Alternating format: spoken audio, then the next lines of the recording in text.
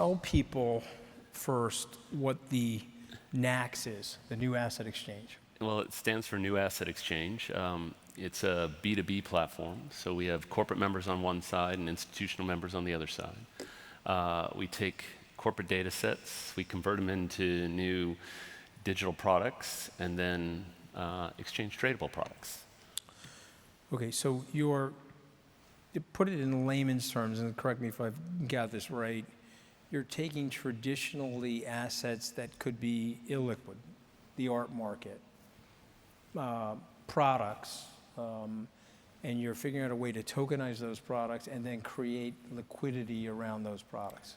Yeah, I mean, we'll take, it's sometimes easier to talk about it with the products themselves, right? So we'll take, like we talked about in Miami, we're taking insurance data sets from one of our partners, AXA. We move that and put it into a new container, which is basically we're going to create a art lending platform with that. We append some additional data sets around appraisal and some other activities. And then we're able to lend at a much lower level than most will. So the target ratio here is from like 25,000 to 500,000. And what you get then is more participation in the art market, because if you lend to buy art, you buy more art. You buy more art, there's more art to sell for artists and other things. And then on the other side, we make the market more efficient, and we package up those loans into what we call ABSs. ABSs look and trade like an MBS, a mortgage-backed security. They trade like it, just with shorter term and higher yield. And thereby, we democratize that market, and really, all the things that NAX does is got ESG mandates on them. But most people index on the E's, and we've got really interesting E products, but S and G are also there too. So we use the Web3 elements to ensure the art is where they say the art is. That's the decentralized ledger component. And then the S, the social aspects and the democratization aspects of it gets more participation. So it's good for the artists and others. And then you can further extend that into tokenization of art and then fractionalization of art as you go. Okay, so since we last spoke at the Cypher, which was an Algorand-based conference, and then at SALT last year, tell us about UNLOX. Give us an update there. What does UNLOX stand for, and how does it relate to everything? Well, UNLOX is our partnership between NAX, Algorand, and SkyBridge FTX now. And if you think about what are each party bringing, right? So Algorand gives us a fit-for-purpose decentralized finance protocol that we use. And we looked at a lot of protocols before selecting Algorand. And the interesting aspects to us is, one, it never went down. Two, it can process transactions similar to like what Visa can do. Three, it's important to us, it is carbon negative because they purchase the offsets. And it's focused predominantly on financial aspects. So they bring the protocol. NAX brings the volume through its corporate members. And then now, obviously, with this great partnership you have with FTX and SkyBridge, you bring the distribution. So you put those three together. That's what we talked about in Miami. And the thing with us is we had to get the software built on top of Algorand. That took a while. And then taking these corporate platforms that we're creating, I mean, these are massive platforms, Anthony. These are not three guys in a garage, right? These are tens and hundreds of millions of dollars in art loans that we're going to put to play. We're doing another consumer finance platform that's going to be doing close to 50,000 buy now, pay later loans a month. We're doing another one in Europe that's a loyalty platform with over 40 plus million wallets all coming. These are all coming toward the end of this year and early part of next, which when you put that on top of Algorand will make it a fairly significant protocol. And in my mind, it'll make it an enterprise grade protocol, which not a lot of them are really focused on. Most of them are focused on the developer community, not the enterprise. And we're trying to help Algorand do that.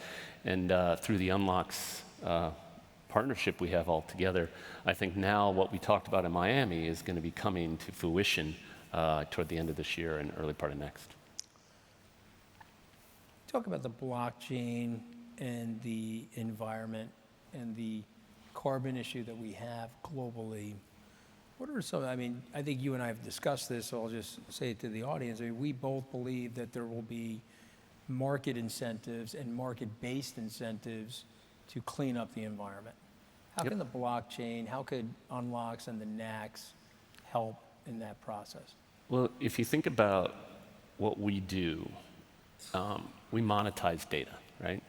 And so you take our corporate members, and we're onboarding 40 of them on one side. And then we have like 100 institutions on the other side through a partnership we have with one of our exchanges. And the institutions bring the buy, and the corporates bring the supply. And so now if we get into, when we talk about ESG,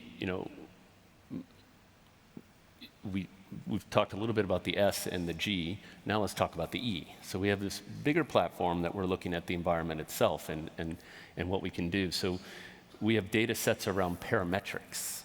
Parametrics is a very interesting data set. If you guys are familiar with it, it's a hedging function against natural disasters. So like earthquakes, floods, hurricanes, and forest fires. So we can take the forest fire data set, and then we have a couple of our other partners that we have. One has the carbon removal function of forests. So we take the data set with the likelihood of it burning down with the removal function, and then other partners that have satellite imagery that come in, and we can create something very interesting, an avoiding deforestation credit.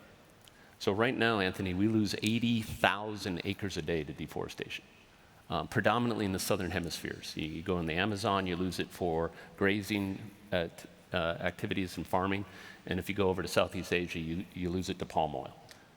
Any being replaced simultaneously, or is that a net number?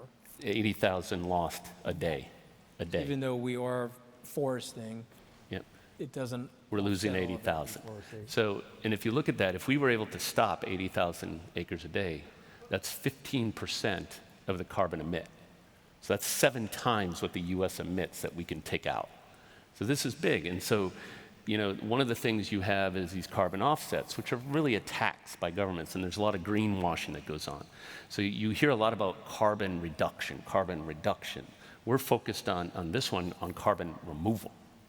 So once you have the removal function, you really don't care if that forest is at risk. You really don't care where it is. That's a removal, which is different than what you see in the carbon credits. Like the US does it differently than the EU. Even California does it a little differently than the US where we're based. And then you have China doing their own things, so there's no standardization. And to get things to trade, you need standards, right? So if you have the carbon removal, then we know the likelihood of it burning down, then you can insure it. If you can insure it, just like your mortgage, to get a mortgage, you gotta have house insurance, right?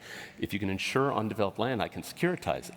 Now people can buy the carbon removal, and then we use a whole bunch of other partners to create these marketplaces to make it more viable to leave the land unproduced than produced. So therefore, we can create these markets where they don't burn down the forest for farming, they leave it alone, and therefore you get the carbon removal. And you use the land into the Algorand protocol so we know it's there. And so you can see how Web3, and this maybe gets into one question, is like, well, what's the difference between Web3 and Web2?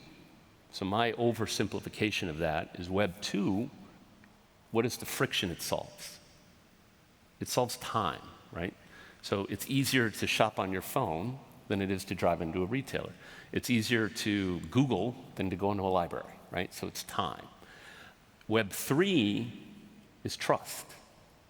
I trust the other side of the transaction. I trust that that thing is there. If you're not using trust in Web3, you shouldn't be using Web3.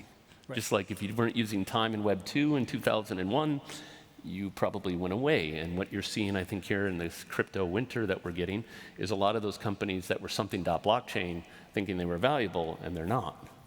And that's why we focus heavily on the utility of Web3 and focus mainly around the friction of trust. Okay, so let's step back for a second, because you and I have been affiliated with the capital markets for a very long time. And so we both believe that the world is changing, and that Web3, this trust component, known as the blockchain effectively, is going to transform the capital markets. But we both get a lot of pushback on that. Traditional to say, no, that's not going to happen. Warren Buffett says it's rat poison.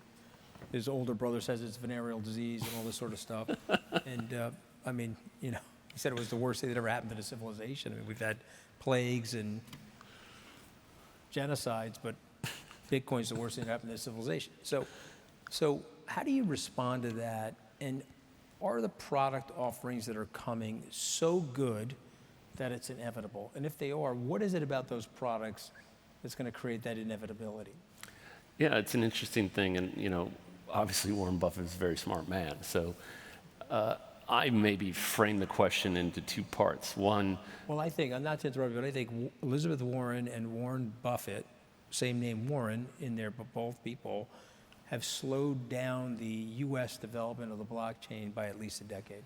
Those two people single-handedly. And I think, you know, again, when you don't understand something, you tend to resist something, right? Most people don't like change, right? And I think even Warren Buffett had issues with .com companies back in 2001, right? Sure. So, but you, I think, have to get to the utility of Web3, and then looking at what, you know, as an investor, fundamentals, right? So if I oversimplify Web3, market capitalization or value of the companies are based on, you know, wallets is one function people use, which is, said another way, users. Then they look at transactions or smart contracts, and then they look at, you know, long-term value locked up or shareholders, right? I think the problem you have a lot with Web3 is, like, you and I created Facebook and we say, look at all our shareholders, but we have no transactions and no users.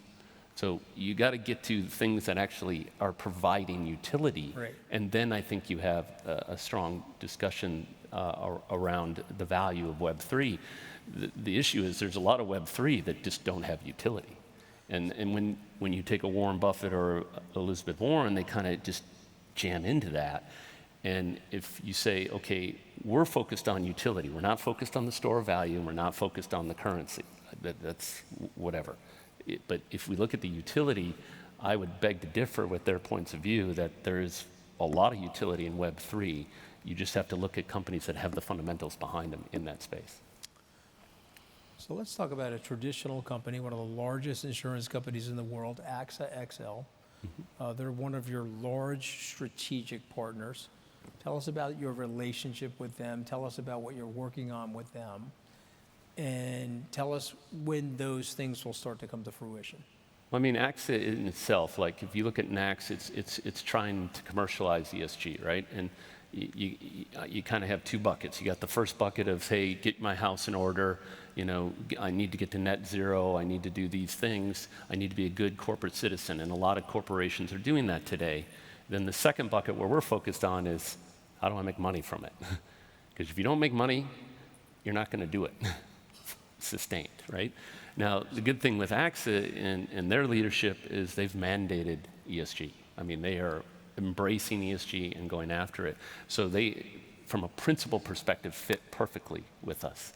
And then if you look at XL, which for the most part, that's their B2B business, and what Scott Gunter talked about down in Miami is very aligned to our stuff. And we have the art platform that's coming out that they're partnering with us on. That'll come out later Q4 when we have our alpha launch of that. And then these environmental plays that we have coming out with them as well. And their embracement of ESG, I think at the highest levels all the way up to their CEO, Thomas Purvell, makes it far easier for us to engage with. And if you think about, again, we're monetizing data. Insurance companies have a lot of data. But they're also risk averse, so you have to figure out where the fundamentals lie and how that these things can happen. But unlocking what typically insurance companies do, which is, you know, underwrite risk, right? What does NAX do? It transfers risk from one party to another. And so they're kind of a fit for purpose partner for ours. And we have a series of products coming out with them, and that's why they're great for us. To the extent that you can, give us a time frame on some of the products. Our platform will be out in Q4. Some of the things that we're working on in the environment will be out next year. The things that, and they're one of the partners in some of the environmental stuff we're doing. We're a member of the World Economic Forum. One of the reasons we are, and you helped with that membership, is our ability to commercialize ESG. That's what Klaus saw in us. And so that avoiding deforestation credit, which could actually be a number of products, we're planning to announce, hopefully have those products ready by the WEF in January. So 5 years from now, there's a liquid market for art. I think one of the names of that division is watercolor, right? Yep. It's an interesting take on liquidity in art. The democratization and lending on ESG over the blockchain. There'll be lending facilities created. There'll be tradable carbon credits that are tokenized on the NAX. Yep. What did I miss? What other products? Well, I think you look at, when I'm talking about the products we're launching, we're talking about the MVBs, the minimum viable businesses. But the preferred reality, each of them are extending into other things. So you can say, hey, if, in avoiding deforestation, we're looking at large landowners. So in this audience, you've got land, we'd like to talk to you. Where then, from there, we get into smaller parcels. And from there, once you stop deforestation, you can start with reforestation. Right. So you got Mark Benioff and the Trillion Tree Project. Now you can move from the institutional side into the retail side. And now the individuals can participate, and you can see the tokenization there and more participation that happens by doing so. So I think each of these migrate to that. Art starts with the lending function, but then you can move it to the tokenization where that artist can participate in the sale of their art all the way through, no matter how many times it's sold. So these things all start, and then you can go into music, you can go into high value assets like wine and all these other things that tree off of that. In our lifetime, we've witnessed high yield, which we would all both say that's an innovation. Yep. Mortgage-backed securities, asset-backed securities. Yep. But this ESG idea, in terms of trading the carbon emissions and tokenizing them to make it more efficient over the blockchain, that will create lots of volume and lots of incentives to clean up the environment. Very much so. And again, you make it profitable, right? If we don't make it profitable, people are going to stop doing it. And that's just, they're not going to do it just because it's a social good. Good, yeah, and that was the whole argument of us really taking a look at this back in 2018 is you got all of this social impact capital and corporate responsibility capital, that's throwaway money. You got to get to things that have returns. So, that's where this has to go because we have effed the planet, right? We've borrowed it from our kids, and they're going to die young if we don't start doing these things. And most people would say we're pretty late to the game at this. But are you optimistic? I'm optimistic that we can drive a lot of investment that gives returns to ESG. And if you can do that, you can start to change people. Like, I live in California, and they were mandating electrical cars forever, right? And they kept moving the dates of how many cars be sold. And it wasn't until, Elon came along and built a car that actually people want. You remember the electric cars in the 80s? They Right. weren't really electrical cars. They were basically, 4 tires and duct tape. Now you build something people want, then it tends to create that change. If you can create financial returns, it'll create that change. And I think that's just the way things work. So before I let you go, give us a quick summary of your vision of the future, how NAX and UNLOX are going to help us get there. Well, I think UNLOX is a catalyst to commercializing ESG, right? And in order to do that, you need the protocol, you need the supply, and you need the institutional participation or the distribution. And you bring all three of those things together, you've got a market. All right, well, I'm super excited to work with you, Jeff. It's been a great year of progress, and I appreciate you joining us today. Thank you, my friend. Thank you. Thank you all.